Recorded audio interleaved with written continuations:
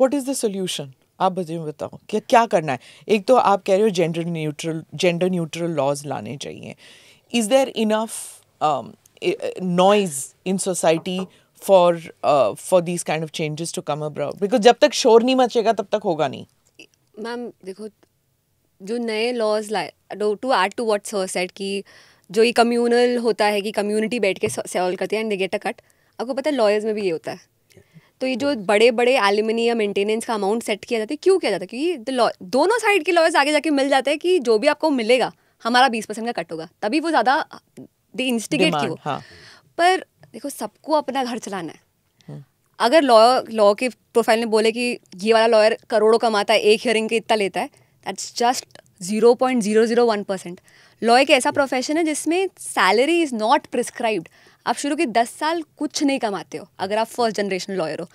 और professional ethics क्या बोलता है? अगर आप मेरे पास आ रहे हो केस लेके, I am suppose to help you. Correct. कि अगर आपने मर्डर किया भी है तो आपको सही सज़ा मिले, कि ऐसा नहीं कि जो सामने वाला बोलो कुछ भी मिल जाए. सही, I am suppose to help you. तो आपकी बहुत सारे यंग ऑडियंस होने वाला है, तो आई जस्ट लाइक टू से कि ऐसा नहीं कि हर चीज़ ही बुरी है, लॉयर सारे बुरे हैं, मीडिएटर सारे बुरी है, मैरिज नहीं करनी चाहिए, ऐसा नहीं है.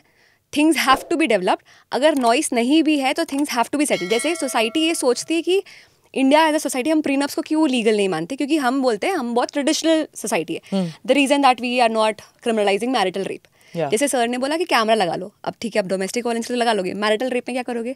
One of the parliamentarians also made an nasty comment कि मैरिटल रेप के लिए क्या करोगे, बेडरूम में कैमरा लगा के रखोगे टू प्रूव कंसेंट और नॉट. तो to have a progressive society, to have a civilize society, हमको ना सिस्टम्स को और ट्रेडिशनल पर्सपेक्टिव से ही नहीं सोचना चाहिए. फॉर एग्जाम्पल, हम क्यों प्रीनअप नहीं लाते? क्योंकि हम बोलते कि हम चाहते कि इंडिया में मैरिजेस स्टे करे. तो अगर तुम प्रीनअप के बारे में सोच रहे हो, मतलब तुम डाइवोर्स के बारे में सोच रहे हो, पर हम तो चाहते कि तुम्हारी शादी 7 जन्म तक चले, तो तुम कैसे सोच रहे हो इसके बारे में? That is what the courts have been saying कि हम प्रीनअप्स को नहीं करेंगे. पर मुझे लगता है 2 एंगल है कि जब हम, एक तो जब बिल्डिंग कोई बना रहे होते हैं तब हम फायर हजार्ड्स के सिस्टम्स लगाते हैं ना. ऐसा थोड़ा ना कि मेरा बिल्डिंग खराब है इसलिए. You think of the worst case scenario ताकि आपकी सेफ्टी इंश्योर्ड रहे. सो प्रीनअप्स आर अ गुड थिंग क्योंकि आप सेफ्टी करो. दूसरा, एलिमनी के लिए भी मुझे सोल्यूशन ये लगता है कि हम लोग ना लग्जरी के हिसाब से, वांट्स के हिसाब से एलिमनी के केसेस करते हैं. पर कर्नाटका में ही बहुत सारे केसेस आए जो नीड्स के हिसाब से, सैलरी के हिसाब से सेटल करते हैं कि अब दोनों स्पाउसेस के देखो, अफोर्डेबिलिटी, उनके एजुकेशन क्वालिफिकेशन, उनकी कितनी ज़रूरत है. जैसे हस्बैंड के केसेस में अगर वो काम नहीं भी कर रहा है तो लॉट ऑफ टाइम जजेस हैव टोल्ड कि तुम जाओ नौकरी लो ताकि तुम मेंटेनेंस पे कर सको. पर मेट्रो सिटीज़ में हमने देखा है कि उन्होंने वाइफ को भी बोला है कि हाँ नहीं, तुम नौकरी लो, यू डोंट नीड एलिमनी, तुम्हारी अच्छी एजुकेशनल क्वालिफिकेशन है. So I think prenup are a good idea. हम ट्रेडिशनल बोलते हुए मर्ज करना चाहिए, मॉडर्नाइजेशन की तरफ जाना चाहिए. The last chief justice of India have been doing fantastic work. जो नए क्रिमिनल लॉज है उसमें हमको ये दिखता है कि जेंडर न्यूट्रल नहीं हुए हैं, पर एक फैंटास्टिक चीज़ जो हुई है वो टाइमलाइन ड्रॉ हुई है.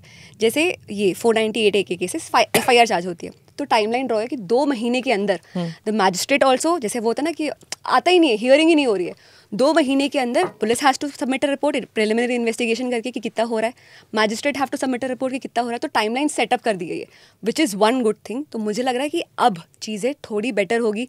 जो तारीख process as a punishment like you said, वो बेटर होगी नए लॉ से. That is what I am thinking. Prenup is there. Third, the entire society needs a overall, mediators need to be better trained. Gender sensitization of the जजेस, DY Chandrachud ने ये किया था CJI ने कि जेंडर सेंसिटाइजेशन होना चाहिए. एक आदमी आता है, जैसे अतुल सुभाष के केस में भी हमने बोला कि ये मुझे हैरेस कर रही है, बच्चे से मिलने नहीं दे रही है, एंड द जज इज लाफिंग, इतना तो कमाता तुम दे ही सकते हो. सो जेंडर सेंसिटाइजेशन की जरूरत है लोअर कोर्ट्स लेवल पे. Angelina Jolie and her husband Brad Pitt, उसमें भी वही है, वेर बच्चे को मिलने नहीं दे रहे, बच्चों को इल ट्रीट किया, उसने प्लेन में मारा, पुश किया. ये I mean you're talking about celebs in Hollywood. But Smita, let's also acknowledge, I've seen so many mothers use their children as ammunition. In settlement, right?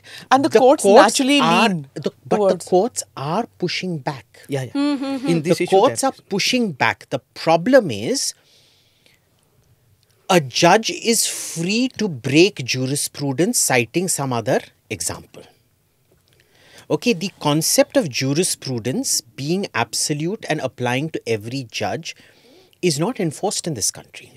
Which is why, in addition to everything she spoke about, which is the social sensitization, the training of mediators and things, you also need the stick of automatic perjury prosecution of all cases that fall flat in the court. Do subscribe to the ANI Clips channel to get shorter versions of this podcast. Click here to watch the full episode.